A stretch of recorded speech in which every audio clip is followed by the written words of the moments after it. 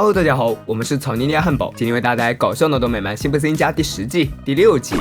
午餐时间到，精致的老男孩秃头已经摆好了食物，只等打开这个泡菜罐头就能开动了。谁知道使劲儿一拧，竟然纹丝不动。秘书见状倒是很乐意效劳，可惜他也没有成功。场内有点力气都被找怪了，可就连使出吃奶这样的辛巴也失败了。看来秃头的核电厂真的是老龄化太严重了，必须引进来一些新鲜血液。但想要吸引各大名校优秀毕业生前来应聘，就必须拍摄一支宣传短片。说动就动，摄影棚很快就搭建起来了。秃头的导演范儿也起来了，灯光、摄像准备就位 ，Action！ 推门而进的是3个毕业生，由辛巴、莱尼和卡尔扮演。他们现在即将步入社会，急需要一份工作。辛巴就充当了夸赞核电厂的核心人物，既不用断腿当乞丐，又拥有远大前程的工作，就在核电厂上班。虽然辛巴在关键时刻忘词了，但这并不影响短片的发行。看了辛巴的表演之后，一家人都敷衍的鼓了掌。很显然，在他们的心里，对他表演并不看好。新小妹关注点甚至都移到了莱尼想断腿的原因。不过这些一点都没有影响辛巴加入演员协会的心。他表示自己从未想过能做如此优秀的演员，但是没办法，这玩意儿是天生的，血管里都流淌着天才的血。不过要想加入演员协会，还是需要一些荣誉的。于是乎，辛巴就让大家帮他编一点。小新倒是很乐意恶搞一下，不过新小妹却提醒辛巴，他没有写全名，这就引发了众人的思考。辛巴的中间名是什么？他一直都只写了一个字母勾，所以他也不知道自己的中间名是什么。刚好他爹在这儿，可以问问。可惜的是，老辛普森也不知道。他表示，名字和爱都是辛巴妈妈的任务，他唯一需要做的就是打辛巴的屁股。但是辛巴的妈妈早在之前匆匆相处几日之后，又踏上了逃亡的征程。说到这里，老辛普森又开始愤愤不平，因为他觉得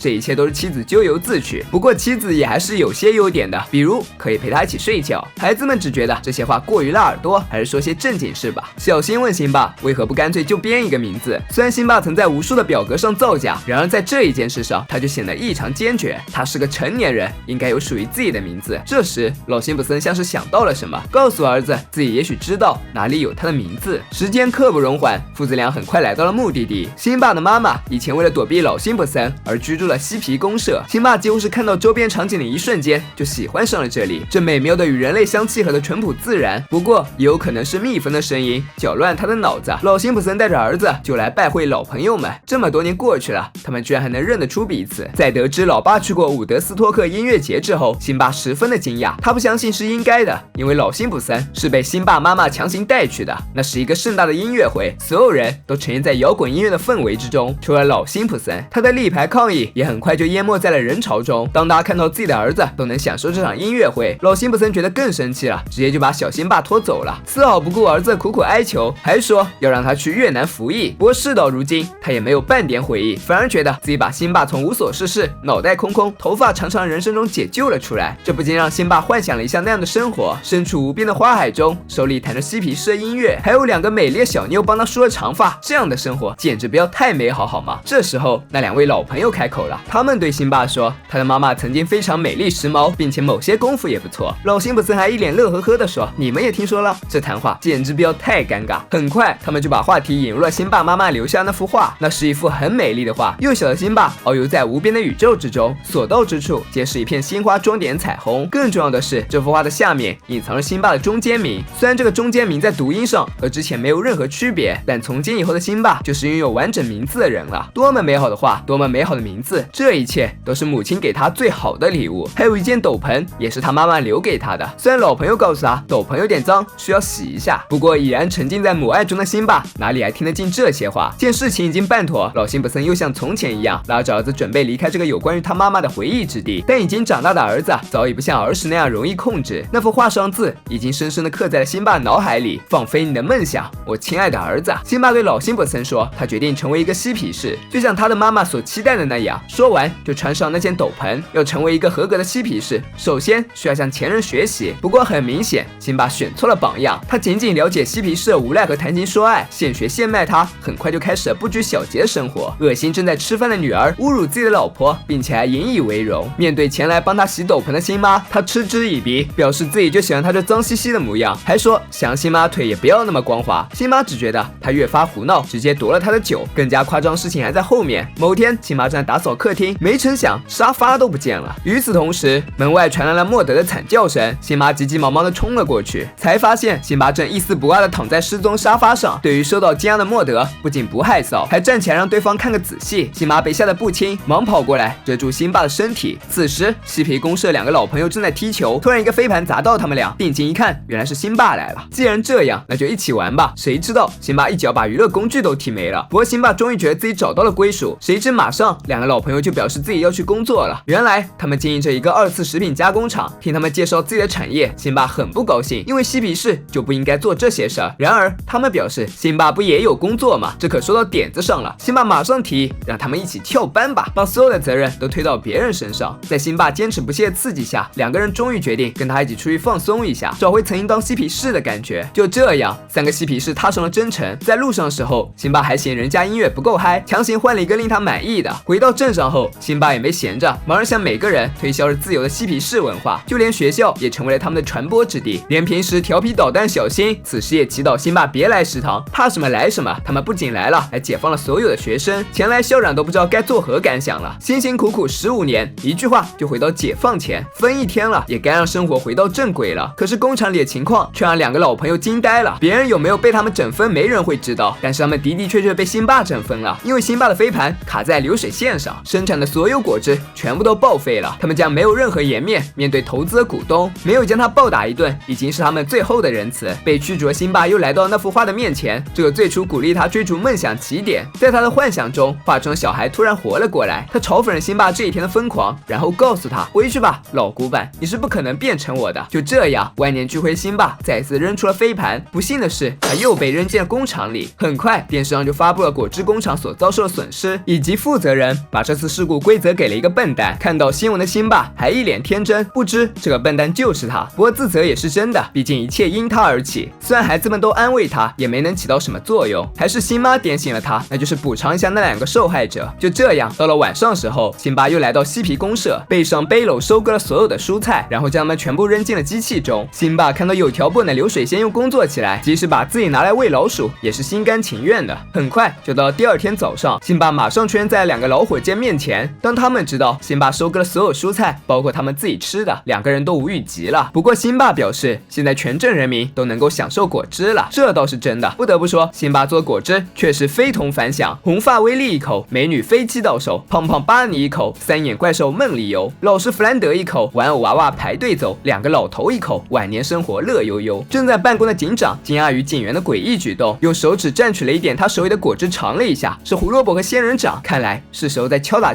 嬉皮士了。就在警察把嬉皮公社团团围住之后，辛巴站了出来，表示如果想动这里的一切，就从他们的尸体上踏过去。很显然，这些并没有阻止警察们的行动，不过他们还是改变了一下策略。在辛巴开始唱歌之后，他们放下手中的棍子，改用枪了。虽然辛巴对这群持枪的人展开了充满真情的演讲，可惜也没能躲过最后挨那一枪。让我们为死去的辛巴默哀。对不起，搞错了，他只是头顶了一朵花进了医院。不过修剪花草是园丁的事，医生不愿意代劳，看来这朵花得一直陪伴着他了。任何文化形成都有其历史条件和人文基础，当一种文化走到末路，只能证明它已经不再适应当今社会，尤其是提倡对现实社会叛逆的嬉皮士文化，它产生于觉醒人们对自身权利的追求和对物质至上的反对，在当时确实能够激起社会的巨大反响。而今社会稳定安宁，人们的基本权利也有了保障，他们已经没有再次反抗的动力，所以辛巴所做的一切只是不合时宜的闹剧。当文化失去现实的土壤与根基，那么无异于在空中建立阁楼，到最后只是害人害己。辛巴对于自由的嬉皮文化的追求，也只会像他手里扔出去的那只飞盘，不管怎样都是令别人变得不幸。虽说追求自己的梦想从来都不是年轻人的专利，但是承担自己肩上的责任却是所有成年人的义务。没有一种文化会教育你把责任推给别人，更没有人应该为你的梦想买单。为一个早已过时的虚幻泡影而奋斗，世人所见的唯有可笑的疯狂。本期视频就到这里了，喜欢的小伙伴别忘点赞、评论、关注，咱们下期再见，拜拜。